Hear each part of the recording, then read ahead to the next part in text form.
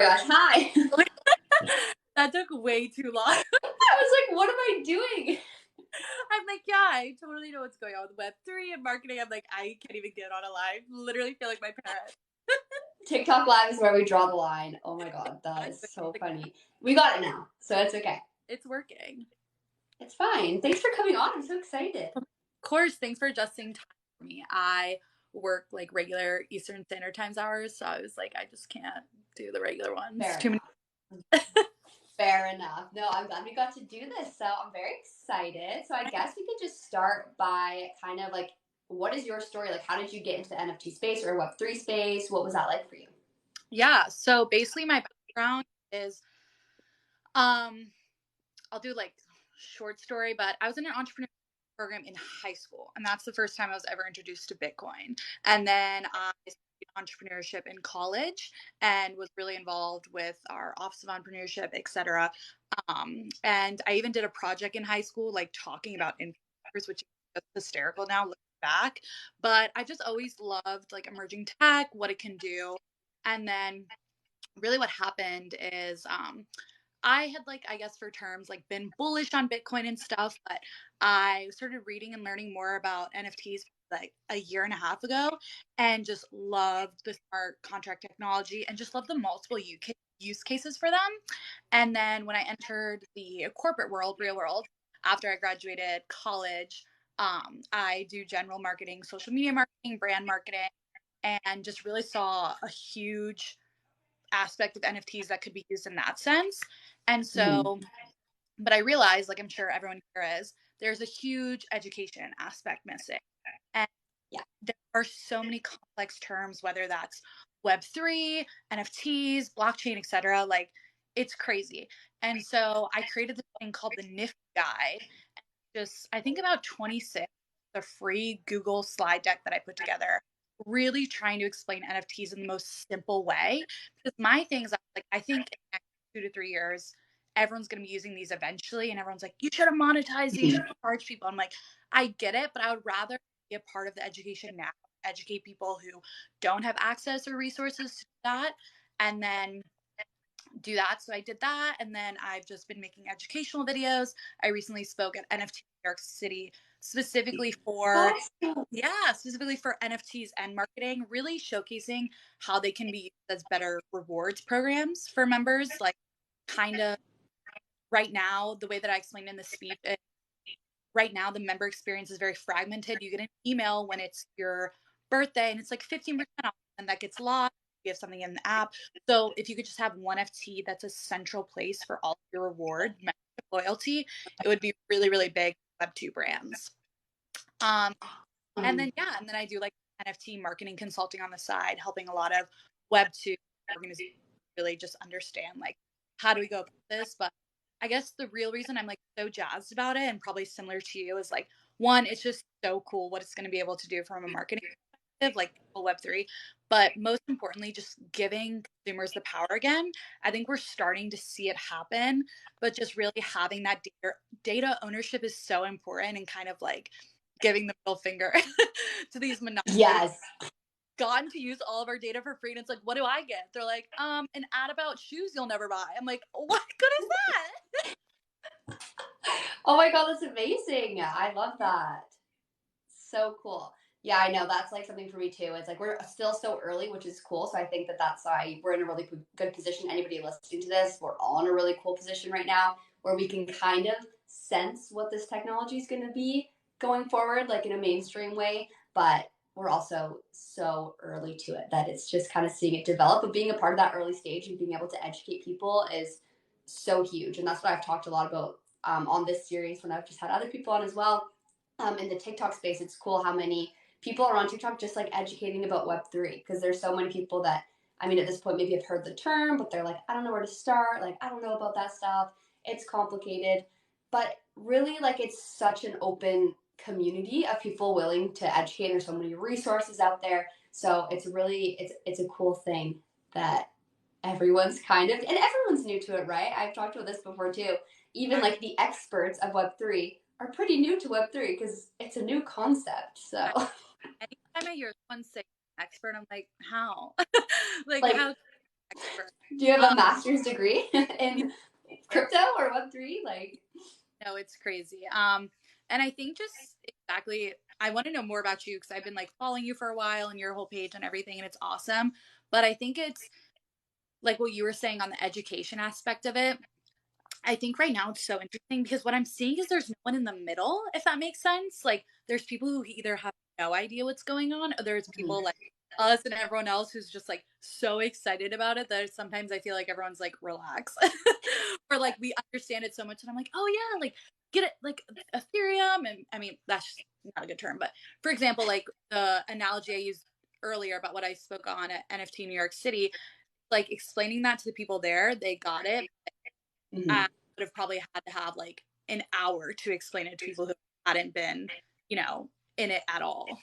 Yeah, totally. I know that's so funny. Whenever I talk to people that don't know really much about it at all, or they're overwhelmed to even hear about it, I use just like a really like very specific analogies for it or something, like to have an example of how it'll work, because I think people just have this preconceived idea of like, oh, NFTs are like just pictures or whatever, like they don't understand it really. So I'm like, no, think like, you know, a concert ticket could be an NFT, and that would make so much sense. And then explaining like just like that one little aspect of like this is huge technology that could be used for so many different things. We're just not quite there yet.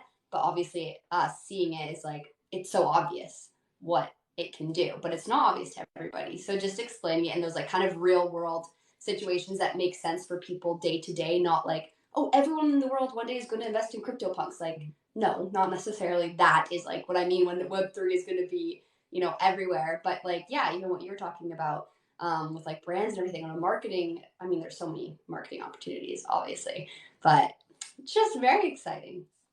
Yeah, no, it's, and I use the example, it's, and I think that's something too, like what you were saying of using a specific example. I always ask people before I explain NFTs, like, what do you Mm. like? So an example is my brother found the other weekend and he's like, explain why I would want one. My brother's like a huge sports guy. Like truly, if I took him to an art museum, I think he would be like, what am I doing here? Just like does not care at No all. care. And so I use the example of a football ticket, like college football, it's coming up. And I was like, Yes. say, got a ticket to go to a college football game, and it was an NFT. And that NFT is now in your digital wallet. And with that NFT, you get access to, let's say, 10% off your hot dog and beer at the bar. Or you get access, like you pay more for that ticket. Like, say you're playing for a like clubhouse ticket to a football game, those are pretty expensive. You'll get access now to like exclusive practice tapes. And I was like, and now that you have access to that tape, you could resell it on a secondary market and make royalty off it instead of the institution just making all the money. And he was like, oh my God, that makes so much sense. So I think it is like from a marketing perspective, we're so used to everything being personalized for us nowadays that for Mm-hmm. things to click in people's brains, I think they're like, okay, I need to be explained like almost spoon fed to me, which is Yeah. marketers' faults, but here we are now.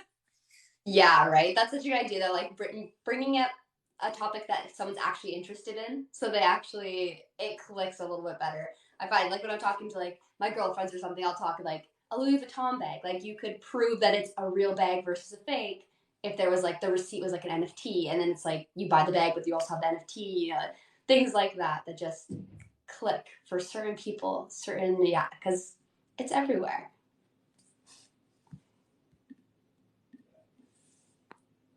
Oh, I think I froze for a second. Oh, sorry, my phone glitched out. Oh, that's it. um, uh, I didn't know if it was me. but what I was gonna say is no, that's exactly right. And I made a video the other day basically explaining my background is I grew up having a lot of surgeries. Like I was always in and out of healthcare.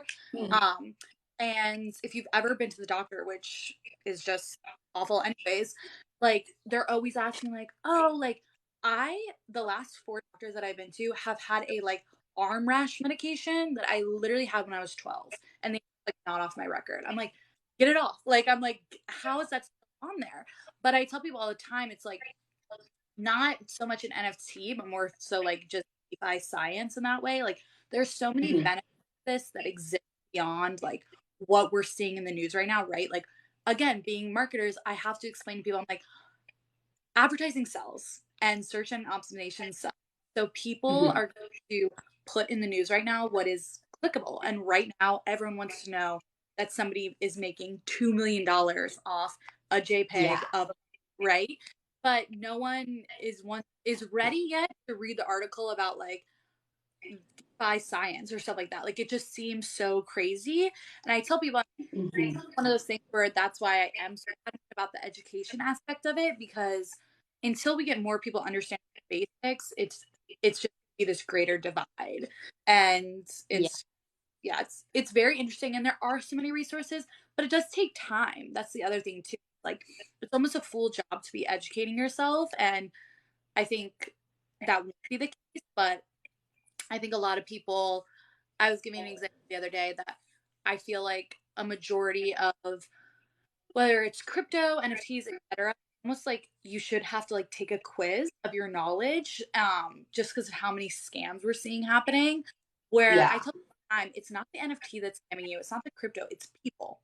And Yeah. so just protecting yourself, and I think we're noticing a lot of that education didn't exist. Like I'll use the example of a Web 2 right now, Facebook. Like so many people fall for Facebook scams all the time. And it's because there was no formal education saying like, make sure Right. you don't do this. It's almost like when you go with a corporation, you have to pass like one of the phishing exams. Like Hmm. that doesn't exist in companies, or it's a very interesting sort of dynamic. Yeah, that's such a good point. I love how you said it's not crypto or NFTs are a scam. It's that scammers are people and they exist. And in any industry, and Oh, and especially with Web3, it's such a new thing that that is such a good opportunity for scammers. Like, being honest, like, they're, of course, everything that people don't understand yet, they are going to be like, perfect, this is my opportunity because people aren't going to understand this, but I can pretend that I do. And then, unfortunately, there's always going to be people in it for the wrong reasons. And yeah, what it comes down to is totally just education. And yeah, that was such a good point about just having maybe like a little quiz or some sort of way. Like, that's how you can empower yourself to obviously know if something's a scam or not. The education is out there, but like you said, it does take time. There's a lot of information, so it can be overwhelming. But I would just encourage people to like dip your toes in. Like, look, you don't need to learn everything right now. Like everybody, like we were saying earlier, everybody is still learning themselves. So as long as you're just kind of like putting yourself in situations, maybe you join some discords or follow creators like us on TikTok or watch YouTube videos, podcasts, just little things you can do to get a little bit more familiar with like the lingo or red flags to look out for in certain things is going to be helpful along the road, obviously. yeah, and I think literally based on that, what you said, there's so many. TikTok is amazing and like probably the number one platform I use and things like that. But when you have TikTokers saying like these are the 5 cryptos that you should invest in that are gonna make Just you take their word as gold. Like, exactly like when I always tell people, I'm like, when would you ever do that? And people are like, like well, financial advice. If someone was like, you should go buy this car right now and it's I, going to go up in value, you wouldn't be like, oh, okay. I tell people, I'm like, about how weird you are in person. Like, if I was just to always tell people to take it out of context. Like, if I was to come up to you and be like, by the way, like, you should totally buy this rent, like, this lip gloss that I got, you would want to know, like, marketing. You'd be like, why? Is it good? Are there benefits? Like, is it Questions, like, where it's like, follow up questions. exactly. And then I'm like, I always make the joke that, like, Dior is missing out on such a right now with, like, do your own research in this case, because it's like, you really do have to do your own research. Think about when it comes to something like, think about how much research goes on that end. Maybe not as intense, but majority of people will do research before they make.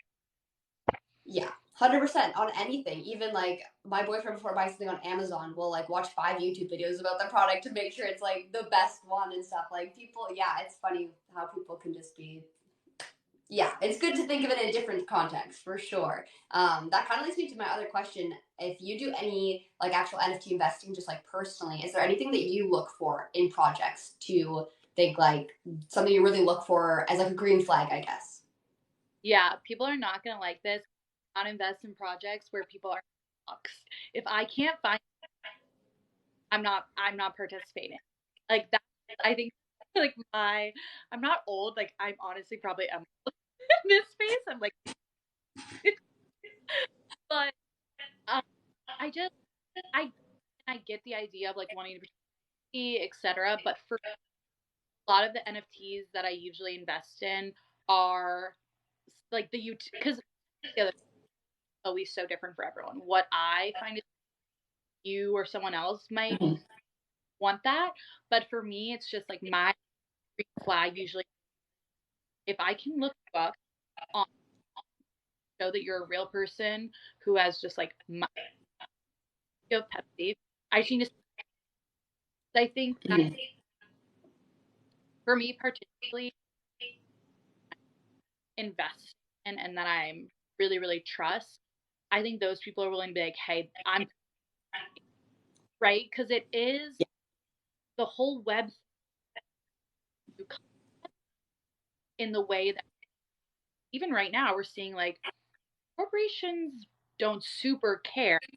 Oh, and so what have an NFT projects to be like, we money, we're when, when you're involved and have that particular. I think for me, that's always like it makes me have more faith and trust. Mhm.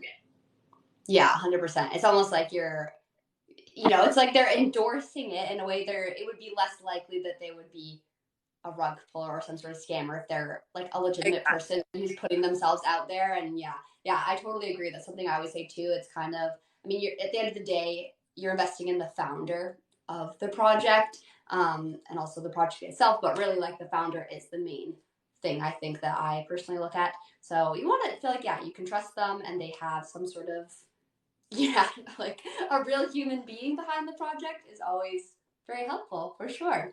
So I love that point.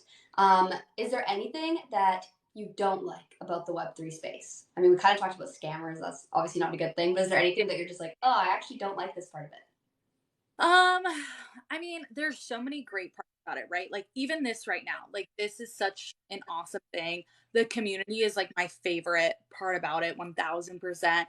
Mhm. Especially like I follow so many incredible, particularly like email creators that are just awesome and like you and Kiana, there's just so many people that rock.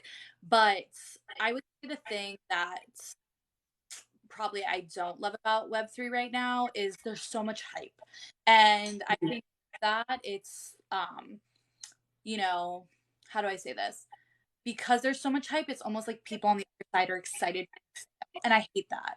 I hate that there's people Mhm.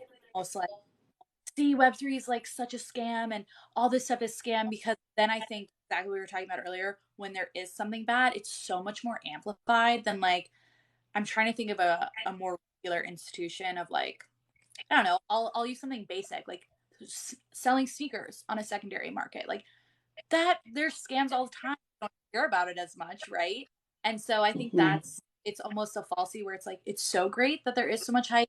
People are excited, but I almost dislike it sometimes because I feel like so many people are just waiting or like to kick off the pedestal, which stinks. But there's just people out there like that. So I would say that's like my favorite thing. And then just tying this conversation back is just making sure that there's ethics involved. I on like a larger conversation scale, that's something that was really missed out when Web 2 was being made. And like now you have, people in the government trying to act like they know how Facebook works. And it's just like, oh my gosh. Like, and it's like if we can implement it now and we can implement it early and make sure that it happens and not just be really profit driven, like who doesn't love money, I think it'll be exponential and then the hype is going to be worth it, right? Because then it really is this difference and the data is going back and the community is there, et cetera. Yeah, I totally agree. I know that there's like a lot of pressure on it, I guess you could say right now, just because it is a Yeah. new thing and there's a lot of like skepticism. And then the other side, there's people that are like, no, Web3 is like God. So it's a lot of, yeah, pressure. So everything's under a magnifying glass, especially the bad things. Everyone wants to tear it down in some way. But yeah, that's like such a good point too. Just as Web2 is being built, we didn't know what that was gonna I mean, I was like, obviously we were so young when that happened. I say Yeah. we. I mean, like the people that really built Web 2 and everything while it was being kind of done, we didn't really know what we were getting ourselves into. And in a way, with Web 3, we kind of don't either. It's still a whole new thing. But I think we've learned a lot from Web 2 and the way that operates, and we see all the flaws with it. And we're trying, I guess, to make Web 3 a better ecosystem than Web 2. That's kind of the whole point. So hopefully that can be done in an ethical way. We can, see sort of what happens, which kind of leads to my last question, which is like a fun one. But what is your just like prediction? I mean, we kind of touched on this, but in the next like 10, 20, 30 years, like what do you think mainstream will be changed because of Web 3? Oh my God, so much. Oh my gosh, there's so much. 2030, crazy to think about. All right. Uh, I'll give like just like three major predictions that I have. I think the one that we've just been touching on, the first one is that I think there I have like so much. I'm a zillennial, so I'm like not a millennial, but I'm not, but like younger Gen Z and now called Alpha generation, like they don't take shit. Like they're straight up. Yeah. I'm over it, and I'm just like I have so much respect, and I think they are really going to put like the literal and figurative middle finger to these citizens. Like I'm done. Like I'm done being a guinea pig, and I think data ownership is going to absolutely revolutionize like that aspect. So in a sentence, I think data ownership is going to transform how companies treat consumers in a Mm-hmm. person basis instead of you're a number sort of thing. So I would say that. I think decentralized finance, like Web3, I guess, crypto, blockchain, everything like that, you're going to see a lot of, I would say, how do I want to say this? I think it's really going to take a minute for people to understand it. But I think when that happens, it's going to be a lot of integration with the system. Mm-hmm. I always say in life, you should have a healthy dose of skepticism. I obviously like crypto, Ethereum, etc. However, I even like people who are on the total opposite end of it, just because it's really good to hear what they're saying.